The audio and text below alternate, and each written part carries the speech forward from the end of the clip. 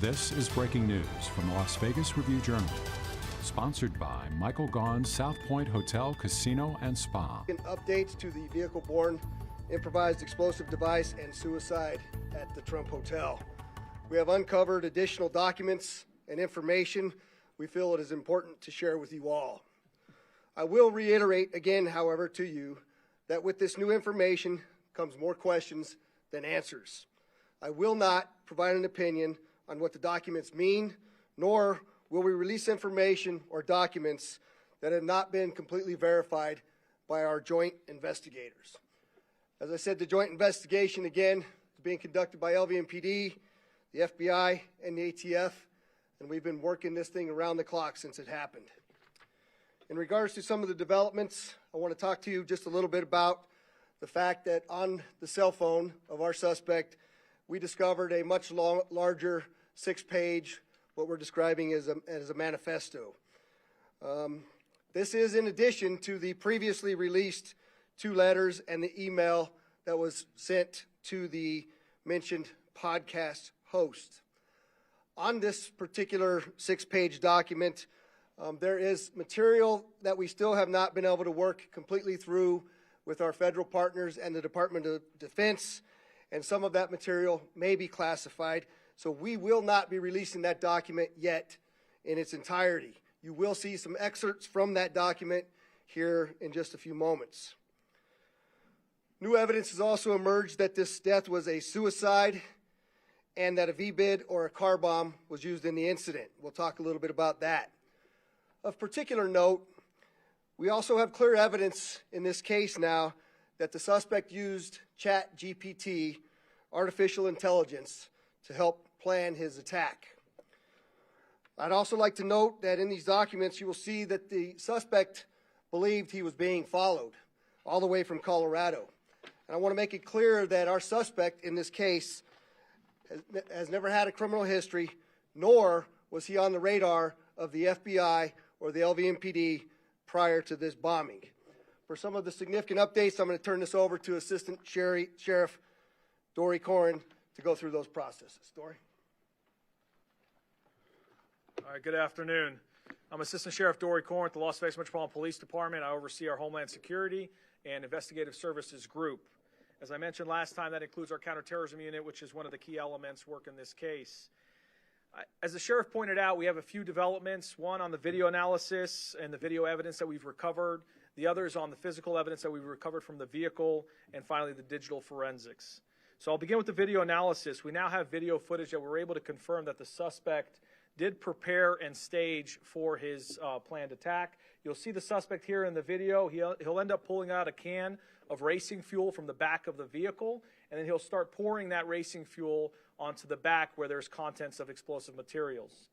You'll see that in just a moment here. It's a white can. We did recover that can from the vehicle and did confirm that it was racing fuel. In addition to this video, after you see him pouring it, you're going to see as the vehicle drives away, you'll end up seeing fuel leaking from the vehicle, which is consistent with what you're seeing him pour. So he'll seal the vehicle right here, and then he'll start driving off, and you'll start seeing traces of fuel that's dripping from the back of the vehicle. You'll see other parts here, and you guys can take a closer look after the fact, too, to try to see the dark spots versus the spots that were dry before.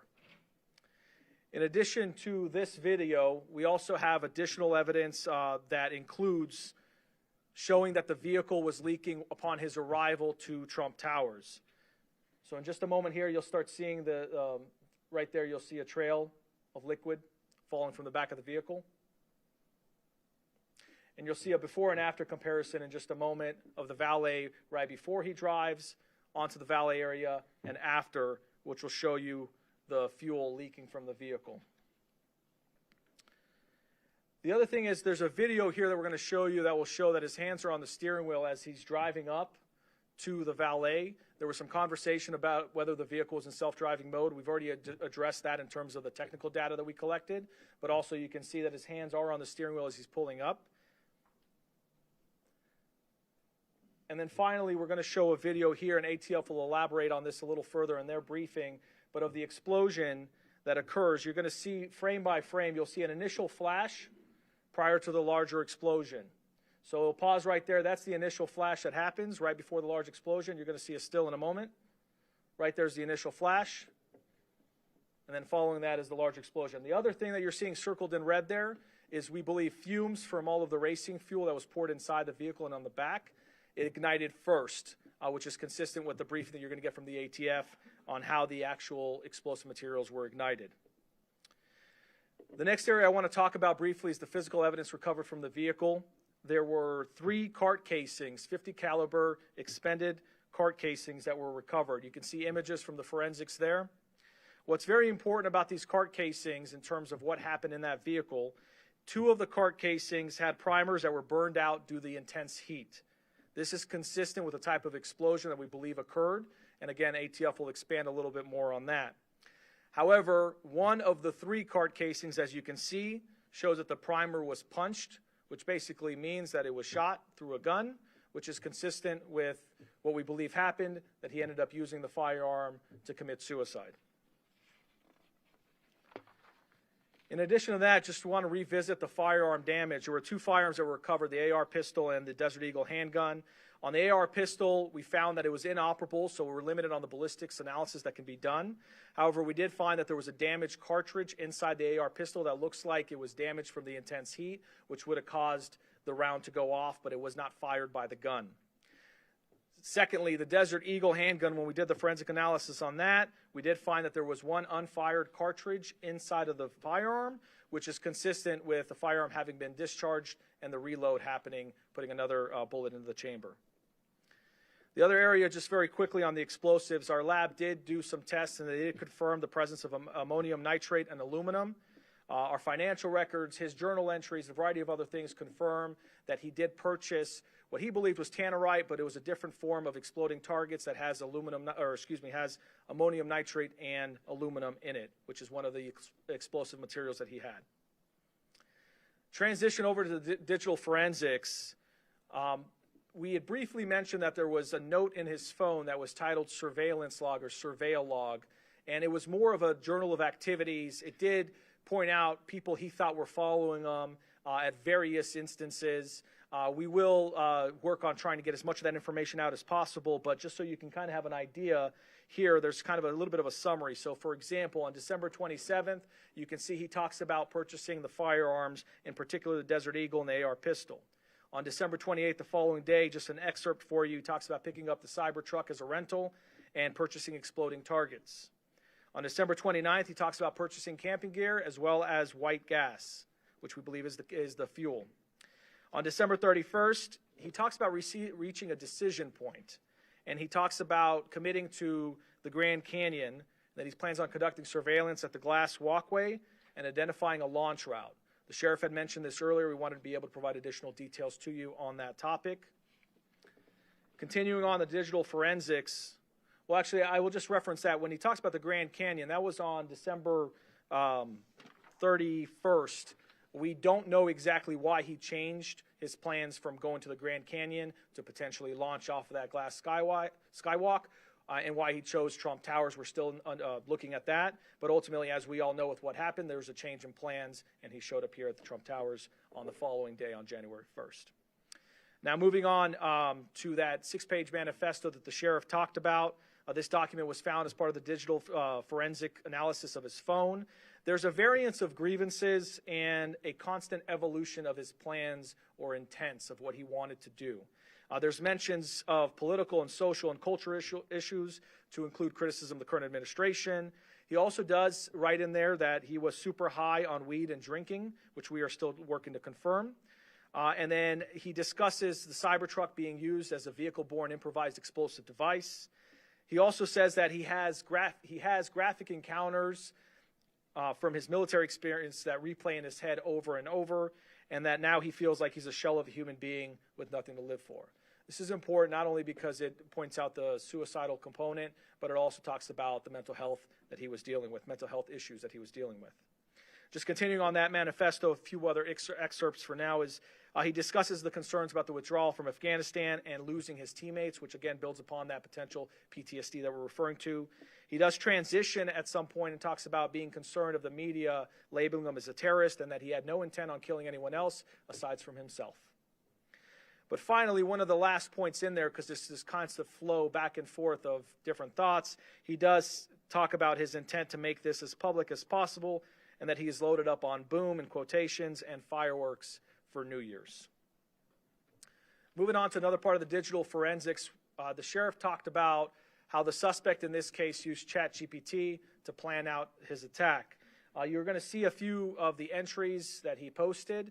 This is chronological by date, but he basically starts using ChatGPT, which is a generative AI, to be able to get information on how to conduct this particular plot. So ultimately, you'll see that he looks at trying to figure out the amount of explosives needed in order to conduct the explosion he was looking to cause. He also talks about, in the next set of questions, you'll see he's trying to figure out where to buy fireworks and how much of it to buy. He looks at the equivalence of those fireworks and how they compare to TNT and other types of explosive material. On this next set of questions, there's a focus on the velocity of the bullet fired from the firearm and determining whether that would ignite the explosives. This is an important component, as you'll see when the ATF talks about the amount of explosives that he had and how they exploded, and a lot of those actually not detonating. Ultimately, that has to do with the research on ChatGPT, determining that he needed at least 2,000 feet per second velocity on the firearm in order to be able to actually cause a full detonation of all the explosives he had. And then finally, on the last one, he talks about this more about the amount of material he needs and also interest in how to buy a phone without providing any personal identifying information.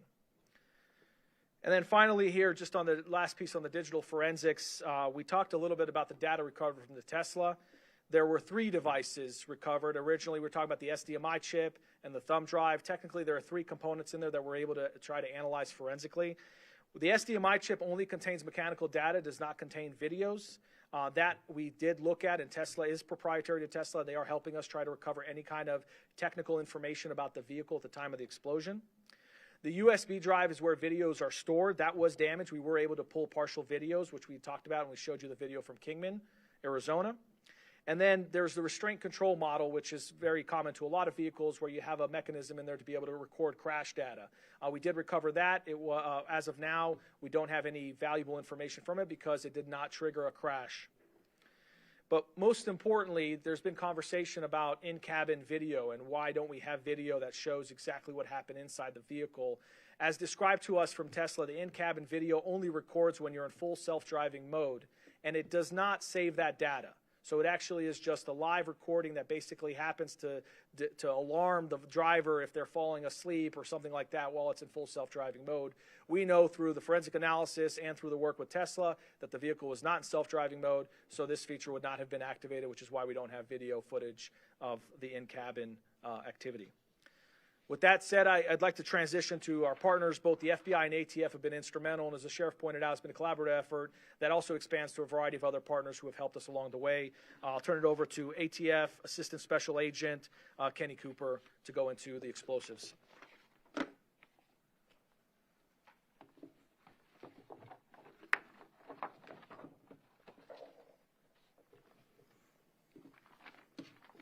Good afternoon, everyone.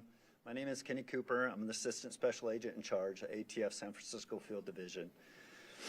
One of the main goals of ATF in this investigation is to provide an assessment of the design, construction, and the effects of this explosive event. Our preliminary assessment includes the following. An explosion did occur with up to 60 plus pounds of pyrotechnic material. This is an explosion and not a detonation. At this time, there has been no purchase records or physical evidence recovered from the scene that indicate any type of remote control, remote detonation, or sophisticated timed initiation system was used. The initial explosion is a fuel air explosion. It in turn ignites the fireworks and other explosive materials that were inside the Cybertruck. The evidence supports and suggests a large portion of almost 20 gallons of fuel were poured over the fireworks and the explosive materials that were inside the cargo compartments of the Cybertruck. To date, our national response team experts have been able to calculate a minimum net explosive weight of 60.2 pounds of explosive material. This material is a combination of exploding targets, smokeless powder, consumer fireworks, and other aerial shells. This explosion was enhanced by Coleman Fuel, VP Racing Fuel, MSR Super Fuel, and 70 pounds of Eagle Magnum lead shot, essentially bird shot. The estimated 60.2 pounds of explosive weight is a minimum amount of purchase based on purchase records and the residue that remained from the event.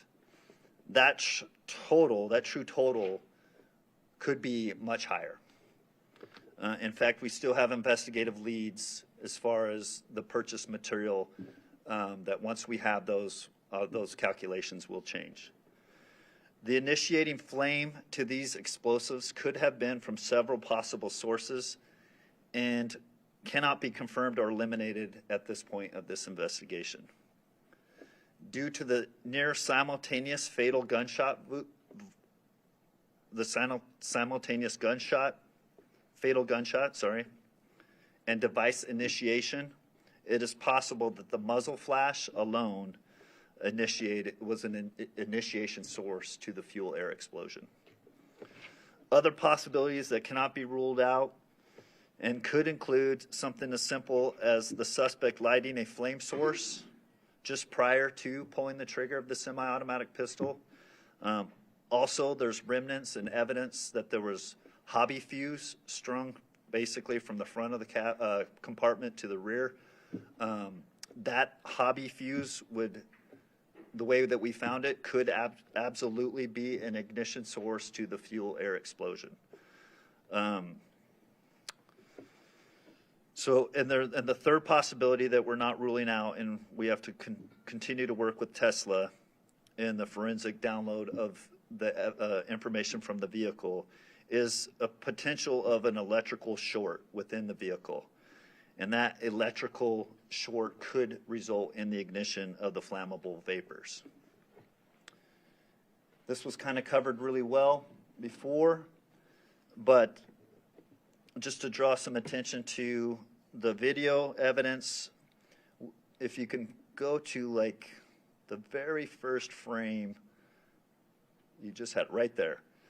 So that initial flash point is consistent with the area of the driver that was found in that vehicle and the self-inflicted gunshot wound. That is consistent from our belief that muzzle flash alone could initiate this fuel air explosion.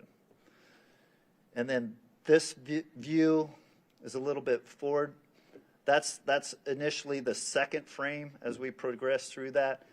That visual just visually characterizes exactly what a fuel air explosion is as it propagates from the initial ignition and eventually moves throughout the vehicle. The flame there on the seam of the door just further verifies that fluid was poured throughout that vehicle and is dripping from that vehicle as he rolls up, and that vapors from that is all starting to ignite. Even though this goes fast as it's played through, in orders of magnitude, this is much slower than a detonation of high explosives. And then as you continue through, it just shows the destruction of that vehicle, and a full thermal event occurs after that. It is important to note that the consumer fireworks are designed specifically to not mass detonate. This limited the explosive effects, resulting in a deflagration versus a detonation of the materials. In other words, the fire that resulted from the fuel air explosion essentially just lit the fireworks located throughout the Cybertruck, and they functioned as they are designed. And then final point that I want to make a point of, the volume of lead shot, 75 pounds of purchased birdshot, is indicative of an attempt to weaponize the device over and above the explosive and incendiary effects. So we do know, as a matter of fact, that the results of this explosion could be much greater.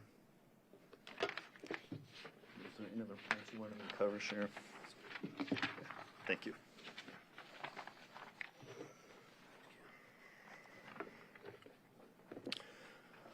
So obviously, with a lot of new information, you can tell that this investigation is far from over. I will tell you that we still have an outstanding laptop, another mobile phone, and a smartwatch that we still need to get into and recover information from. We will continue to work towards that end. My public information office will be releasing a link to at least the ChatGPT information and some of the information that we released out here today. I would like to just pause for a moment and take a chance to thank the tireless efforts of all of the detectives, the agents, federal and local, for the work that they've done on this. They haven't rested for a day. We brought resources in from all around the country to get us to where we're at. They've just been remarkable, and I want to publicly acknowledge them. There remains much to investigate and to analyze about this incident so that we can, number one, learn from it, but number two, continue to keep our community safe. With that, I'll take a few questions. If you please don't mind identifying yourself and who you're with. David. Thank you for taking my question. David Charnes, KLAS TV. You guys have been careful not to talk about how he built what he built. Is it concerning that he was able to use ChatGPT to ask and get an answer and be successful? So the question is it concerning to us that he was able to use ChatGPT to get an answer on how to build some of what he did? I would answer that question by telling you that we knew that AI was going to change the game at some point or another in really all of our lives. And certainly, I think this is the first incidents that I'm aware of on U.S. soil where ChatGPT is utilized to help an individual build a particular device, to learn information all across the country as they're moving forward. And so, absolutely, it's a concerning moment for us, but it's also goes back to my last point, that it's instructive to us, right? It's instructive to us across this great country of ours to share with other law enforcement and other entities about what it is that we know and how it is that we know it, which is exactly why I'm going back to releasing the information. When we know that we're not going to compromise sources and methods of the way information is obtained, we have been leaning forward in releasing every single document that we possibly can, and we will do that as long as it doesn't endanger anybody's lives moving forward. So we'll continue to do that, but yes, 100%, I think the ChatGPT was a game changer for us here. And I'm sorry, right? Hi, Kristen Drummond. Hi, Kristen. We see the video of him pouring that gasoline all over the Cybertruck. Where exactly was that? I know you gave us a rough idea of where he stopped. So where was that in Las Vegas? And was that fuel purchased here in Las Vegas, or was that along the drive coming here? So the question is where specifically on the video that we showed that he was pouring the gas into the back of the truck? And I'm sorry, the second part again. And was that fuel purchased here in Right. Vegas, or did he bring it in among the other ammunition and fireworks that he purchased along? And was the vehicle or the gasoline purchased here in Las Vegas? We believe that this was purchased along his route on the way out here. We're continuing to look at all the places that he stopped to actually purchase both the birdshot and the other things that were mentioned as to being in the back of the vehicle. So not 100% confirmation yet, but that video was taken from a parking lot at Flamingo and Koval.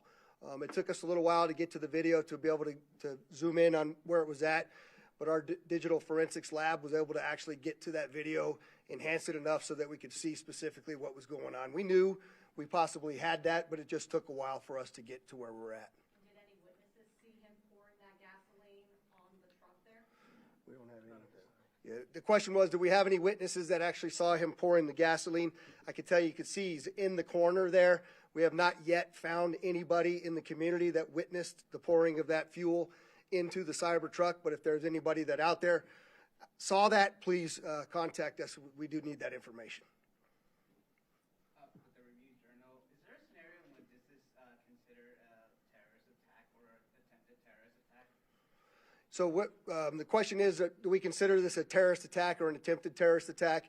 And I would just simply say that we haven't closed any doors on what where our investigation is going to lead us and what we label it as. As of now, we have nobody that we're going to be prosecuting for this case, but we haven't closed a single door on what the investigation is looking at. Anybody else? Back to David. Why, obviously his writings and what's on the phone are important to figure out why we're here today. But when we talk about the document that was sent to the podcasters and his other writings, why is that important? Why do we, I mean, obviously we want to see it, but why does Right. it matter in your investigation? So the question is why does what he sent to the podcaster matter in our investigation and releasing of all of the documents that we're releasing here today? And I think it goes to show his mental status. It goes to show what he was thinking. It goes to show what his intent was or was not. Quite frankly, as you well know, I mentioned this in the first two press conferences, we're very well aware of all of the things that are out there on the internet that are being said about what occurred, what didn't occur, and we're working very hard to answer every single question that we have out there. We're trying to figure out why Las Vegas, why the Cybertruck, why the route that he came here. I think we have some pretty good answers, but as I mentioned to you previously, I'm not going to answer anything on the hypothetical. I'm only going to give you the facts as I know them. So one last, or there's two more. Go ahead. I'm sorry, where are you from? I'm sorry. Special Agent Cooper mentioned that the result of this explosion could have been much greater, but we also see him writing that he had no intent to harm anyone but himself. Can you elaborate a little bit on what kind of prevented it from being more harmful than it was? So the question was, we mentioned that the explosion could have been much greater. However, one of the things that he wrote was that he didn't intend to hurt anybody else, and maybe I'd just let you, Kenny, answer how it could have been much greater. So our initial findings of 60 plus pounds of explosive material, if he was to achieve a high order detonation of that, it would have been a significantly different blast. So whether he failed to achieve that mission, whether he backed out of that and went more to just a suicide, like those are hypotheticals we can't get inside his head to answer. We just know factually he had enough material in that vehicle that if a high detonation occurred, it would have been a significant different blast. You say that, I don't think we really understand what high detonation means.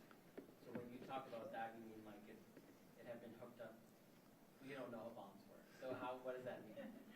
So essentially an explosion, there's kind of two categories of explosion. A detonation, we're talking about feet per second in science. Typically 3,000 feet per second to initiate a blast sequence, kind of putting it in layman's term, to essentially boost an explosion to a different level. This was deflagration. So the material essentially burned in a pattern, still reaching an explosion and still appearing to be extremely fast. But it's a much slower release of energy, an explosion, versus a detonation. Also, once you achieve a detonation, those materials react chemically different, and they essentially explode with much greater force. So you're saying the theory that he either lit a match or the muzzle was what set it off was a low energy source versus something else, correct? No, I didn't do well in science.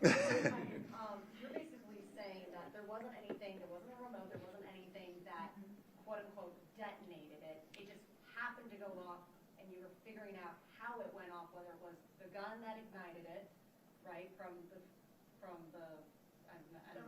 charge of the gun. Yeah, from the discharge of the gun, we see that blast coming out. Right. Or it was, like you said, a match, potentially. Right. Right? So to achieve a detonation, like military-grade det cord, explosive blasting caps, things that are used in commercial explosive operations or military operations, there's no evidence that any type of those items existed in this. So the other capability that existed here is the exploding targets. If he was able to shoot that, and people know this, they purchase this lawfully, they go out and they shoot those exploding targets with a rifle round that it's traveling at more than 2,000 feet per second, that causes the detonation. Does that make sense? The explosion of that exploding target. Did that answer your question? So in essence, he had the material there, the exploding targets. If that was shot with a rifle round, it would have had a detonation versus a deflagration effect. But instead, fire went over the targets, which is why they did Fire initiated the vapors, causing a fuel-air vapor explosion. Okay. I do have one more question. It's just about the ChatGPT angle. Elizabeth, I think we're with Channel 13. Hi. I know that you mentioned that he hadn't been flagged by the FBI or by Metro in the past, but given the fact that AI is something that a lot of people use, was there an opportunity for that to maybe have been flagged by an agency and possibly prevent this from happening, or is the technology just not trackable and traceable? Yeah, the question is should we have been able to track the fact that he was using AI for what he used it for? And I don't think that capability exists as we sit here today. Kristen, I know you had one last. This will be the last one. Okay. This is about for the FBI because the chat online and everywhere, including that manifesto that was sent to the podcast, is saying he was trying to send a message about war crimes that allegedly happened. I know you had also mentioned that there are parts of the document that you're unable to release due to the Department of Defense saying that there's maybe some classified information. So is there any validity to what he said in that initial email out to the podcast? Yeah, so the question is there any validity to what he put into the initial email that he had sent out to the podcast? And I can't tell you the answer to that question at this point. There's a number of, I'm sorry? And the FBI? Would you want to comment on it?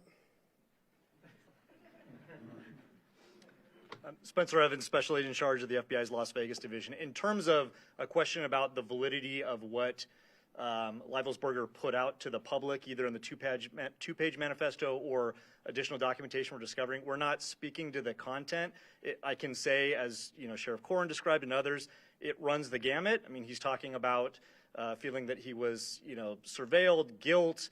You can tell there's, some anguish there, some frustration with the government. I mean, there's a whole host of things. So we haven't gotten into, what's legitimate, what's not. The only thing that, out of an abundance of caution, in as much as there's Department of Defense equities that speak to sources and methods or something else that would endanger folks overseas, that's not being released. But beyond that, we haven't vetted any of his writings to determine, what's legitimate and what was in his own head. Including whatever happened in 2019? Yeah, including, he alleges a variety of things, and we haven't gotten into the weeds on any of that. That podcast email is him. Yeah, so we have confirmed that the document that he sent to the podcast, we know that he was the one that sent that document. That's correct. All right. Again, thank you all for coming. We appreciate you getting this information out. Thanks. You've been watching breaking news from the Las Vegas Review-Journal, sponsored by Michael Gaughan's South Point Hotel, Casino, and Spa.